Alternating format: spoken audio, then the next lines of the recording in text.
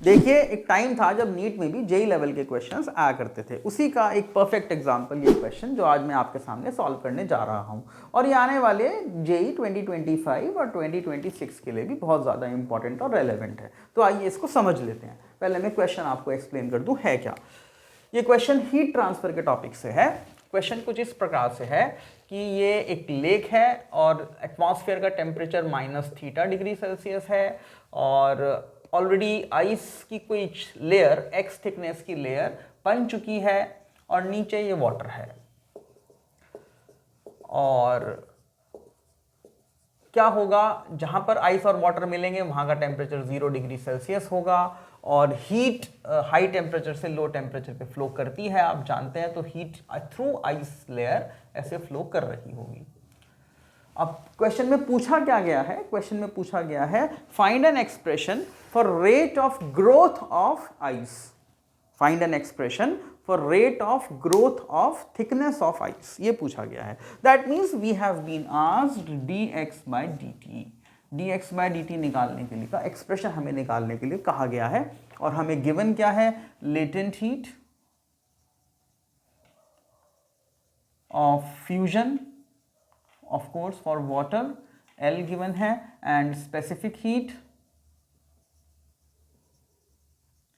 of ice हमें S given है, density of ice हमें rho given है और thermal conductivity given है, हमें thermal conductivity of आइस हमें k गिवन है। ये सब वेरिएबल्स गिवन है, इनकी टर्म्स में ही हमें एक्सप्रेशन निकालना है। तो आइए सॉल्व करते हैं, करेंगे कैसे इसको। देखिए होगा क्या, जहां पर आइस और वाटर मिलेंगे वहां का टेम्परेचर 0, एटमॉस्फेयर का टेम्परेचर -θ, हाई टेम्परेचर से लो टेम्परेचर पे हीट ऐसे फ्लो करेगी और ये हमें मानना पड़ेगा कि in a small time dq heat बाहर निकल जाती है, एटमॉस्फेयर में चली जाती है और dx लेयर की एडिशनल आइस की लेयर फॉर्म हो जाती है, dx थिकनेस की एडिशनल आइस लेयर फॉर्म हो जाती है, dx थिकनेस की एडिशनल आइस लेयर फॉर्म हो जाती है, dx थिकनेस की एडिशनल आइस लेयर फॉर्म हो जाती है जब dq हीट निकल जाती है। तो आइए रिलेट कर लेते हैं, dq को dx से रिलेट कर लेते हैं। देखिए कैसे रिलेट करेंगे, और हमें मानना पड़ेगा the area of cross section, the area of cross section of the lake is a. ये एरिया ऑफ क्रॉस सेक्शन जो है ये इस तरह से आपकी आइस की लेयर बन गई थिकनेस, और ये जो एरिया ऑफ क्रॉस सेक्शन है ये हमें ए मानना पड़ेगा। कैंसिल हो जाएगा ये फिलहाल मान लेते हैं। तो सबसे पहले तो हम इसमें लगाते हैं थर्मल कंडक्शन का formula, dq/dt is equal to KA∆T upon L। ये फॉर्मूला होता है, K तो K हो गया, A हो गया, ∆T यहाँ पे हो जाएगा 0 माइनस थीटा, तो थीटा हो जाएगा और L की जगह x आ जाएगा। तो ये आपका rate of flow of heat आ गया। अब हम ये निकाल लेते हैं यहाँ से कि dt टाइम में कितनी हीट बाहर निकली। तो dt टाइम में dq हीट बाहर निकली, वो हो जाती है KA∅x इंटू dt। ये dt टाइम में इतनी हीट बाहर निकल गई। अब जब ये हीट बाहर निकल गई, वाटर ऑलरेडी 0°C पे है, वाटर ऑलरेडी 0°C पे, तो ये फ्रीज हो गया। तो dx थिकनेस की हमारे पास एक एडिशनल लेयर बन गई, dx थिकनेस की हमारे पास एक एडिशनल लेयर बन गई।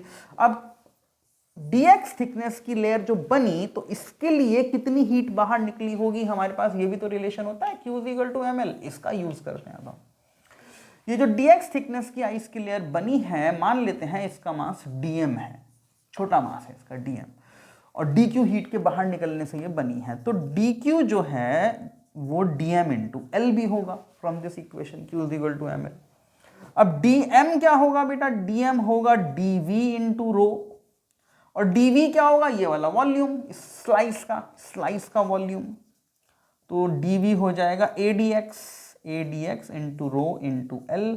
तो एक तरफ हमारा dq ये आ गया, एक तरफ हमारा dq ये आ गया, दोनों dq सेम है।